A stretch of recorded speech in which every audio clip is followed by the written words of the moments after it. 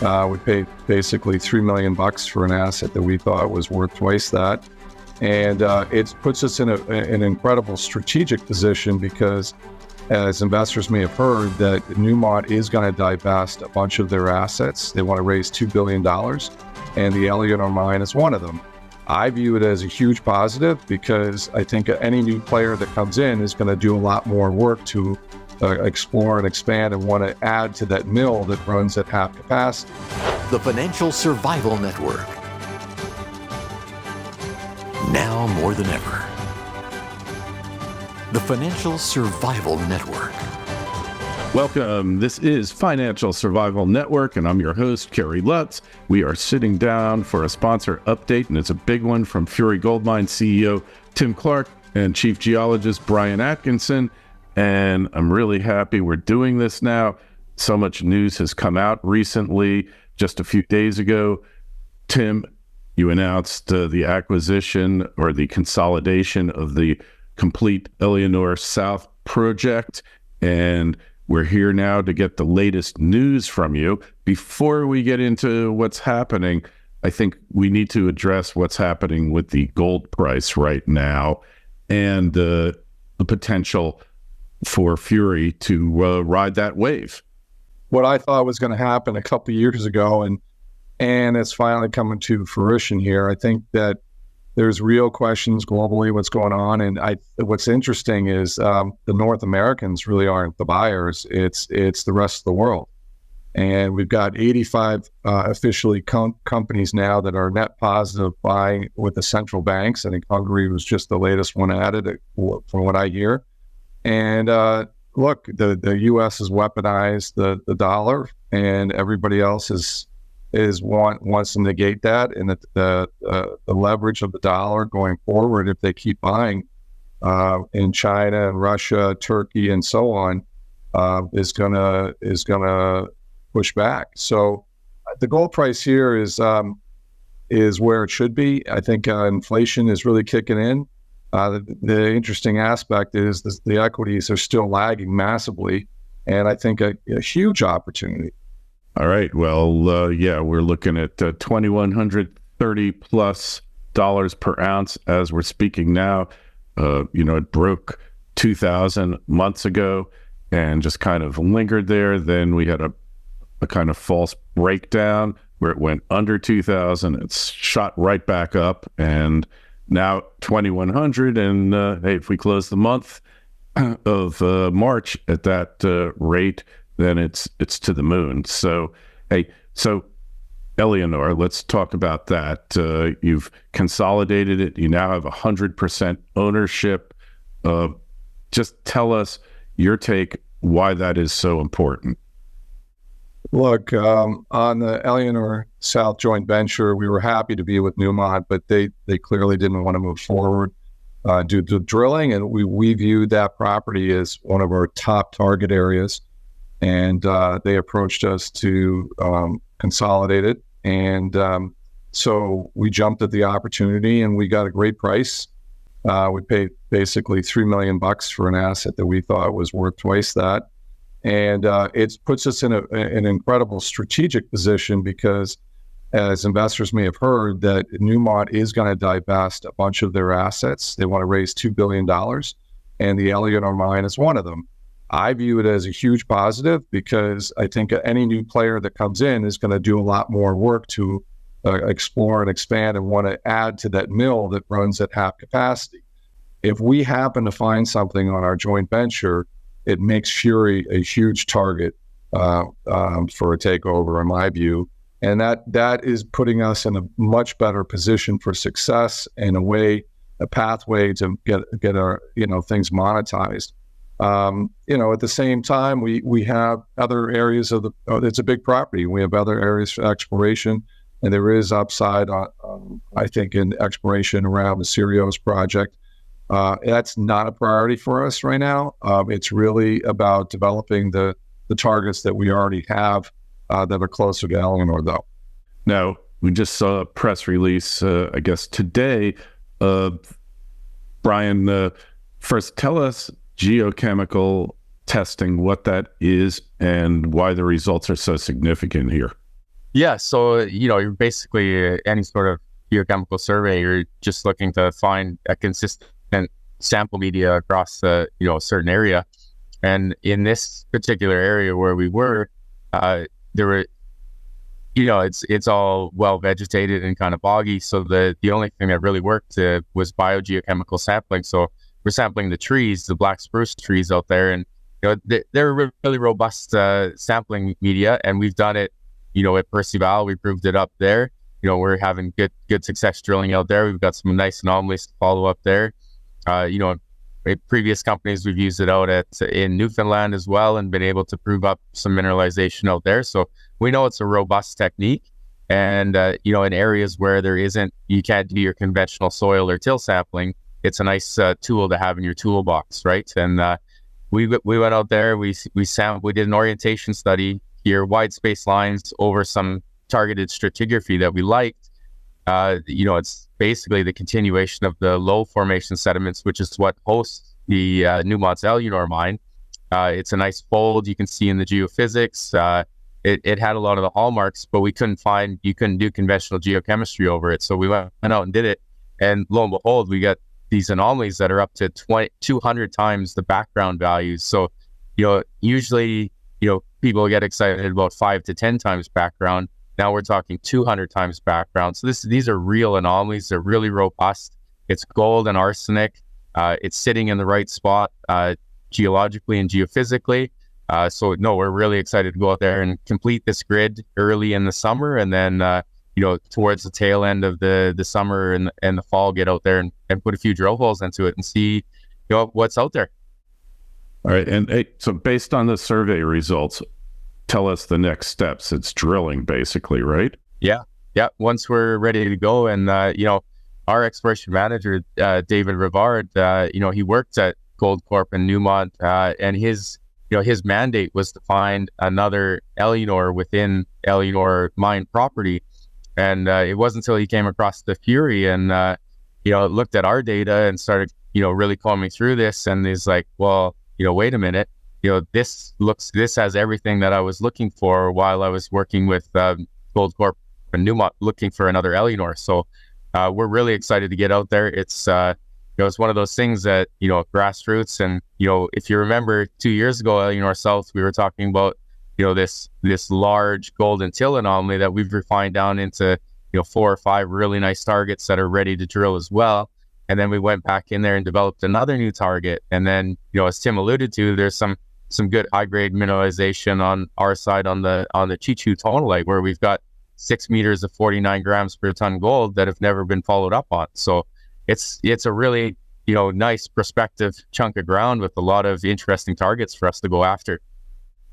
So, Tim, as far as strategically, the proximity of Éléonore South to Newmont's Éléonore mine, how does that impact your exploration strategy going ahead? I mean, you have a lot of balls in the air here. Yeah.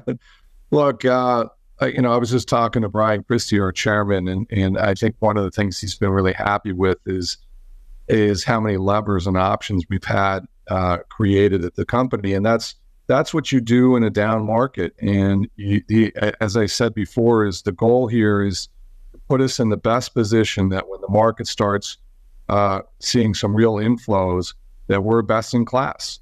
And we've got not only we own the joint venture right now that puts us in play with Éléonore, but also Sirius, and it almost doubles our sort of target base in Quebec for new discovery.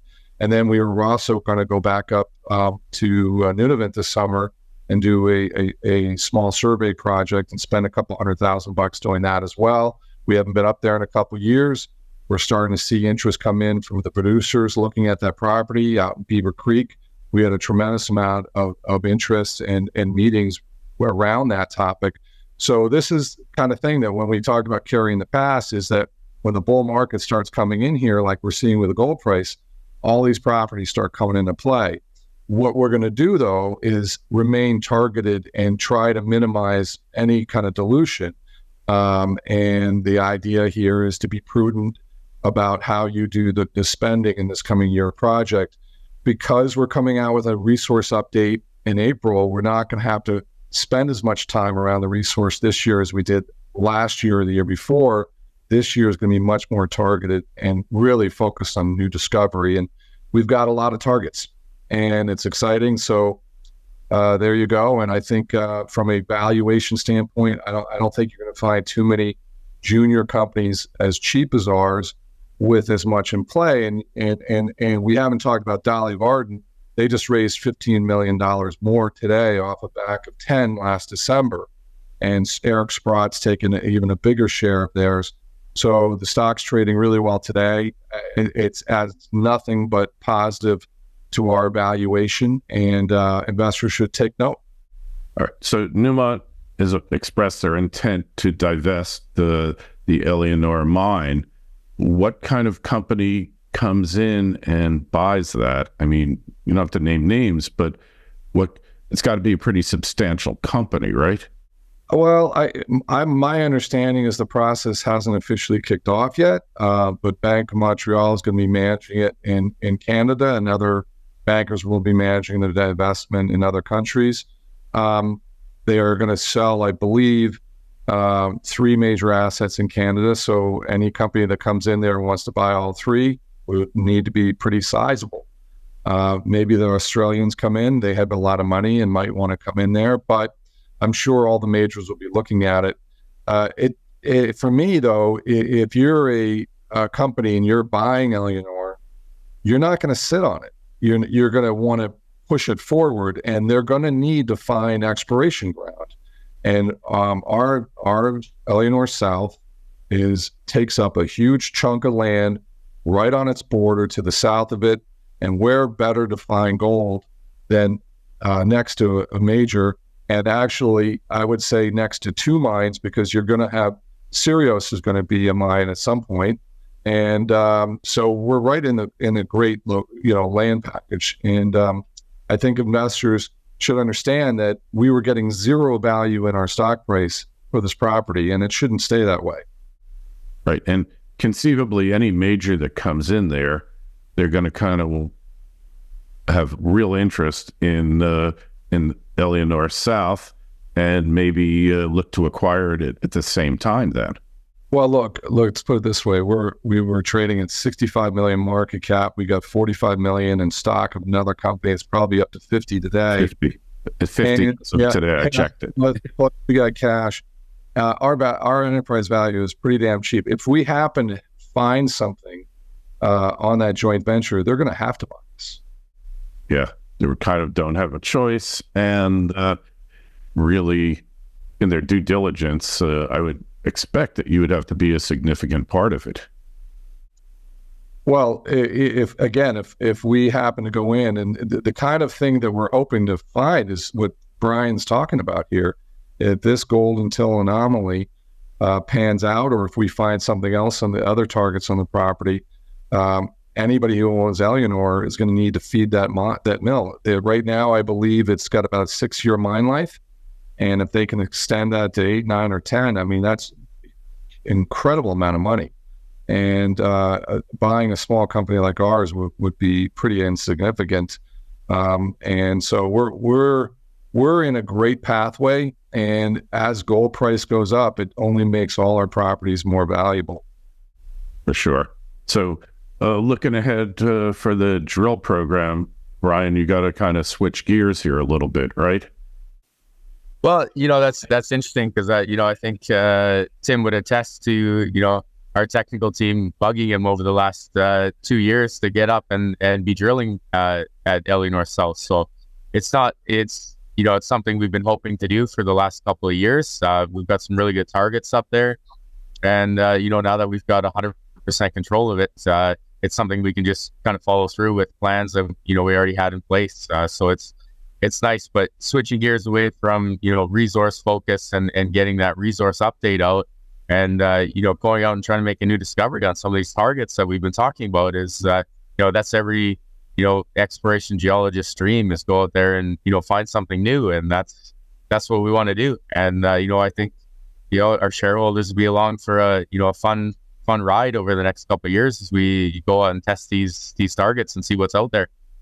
Right. So, as far as the resource update, Tim, we're looking, when do you expect that out? I believe end of March, early April, right, Brian? Right around correct. the corner. Yeah, very soon. And I assume it's going to be good news, but we can't really talk about that now. But based on everything you've done over the past 4 years that I've been following the company, it's going up. Yeah, it's definitely going to be a larger resource than it was. You know, at the hinge, we've increased the mineralized footprint by 25%. We've got other holes in there that link some of these, you know, old isolated blocks back together. So, you'll see a meaningful increase. And what's going to be interesting, Gary, is that, you know, it's still this is the old promotional talk, but it's literally open in all directions still. So we can go out there. Our westernmost hole hit 4 meters at 5.75 grams. Our shallowest holes, some of the ones we just put out, were 32 grams over 3.5 meters, right? So, you know, and then you take that scale and you look at something like the gap zone, which has the same dimensions, where we've got an isolated hit of 1 meter at 45 grams in there with no other drilling around it, but you've got, you know, the same scale potential. And then you look out to the east of the deposit, where our first exploration hole was a 660 meter step out, where we hit 1.5 meters at over 15 grams out there that we've never followed up on. So it's kind of one of those things where the resource update will be nice, but it also show that, you know, okay, we took this, 300 meter by 400 meter area, and that's this many ounces, but we've got, 3 or 4 other of these targets that legitimate with intercepts in them that could add similar number of ounces back into the resource at an eventual date. Right. Hey, and finally, Tim, so enterprise value of Fury, it's, I think, around 10, 12 million now. It's kind of been holding steady around there. Well, I think it's probably a little bit up today. I would say I haven't looked at the share price today, but we're trading still pretty low. About 15 million enterprise value. I think around $3 an ounce, which is at the bottom of the range.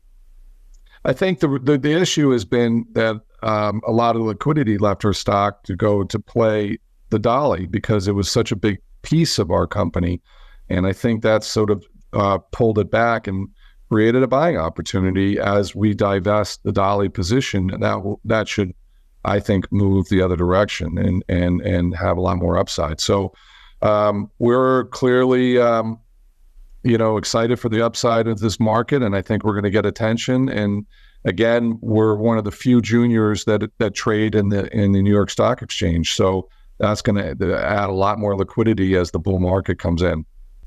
Yeah, and as the share price goes up, and then the funds pick it up, and then the indexes, hopefully at some point, the index funds, all of that could definitely add nicely to it.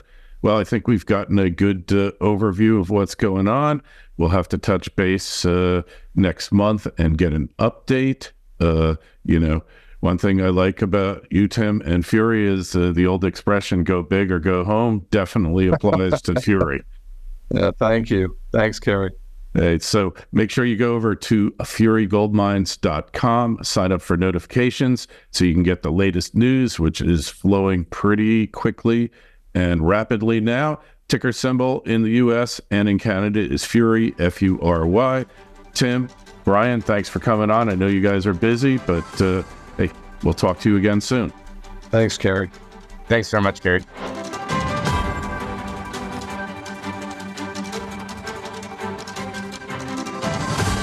The Financial Survival Network.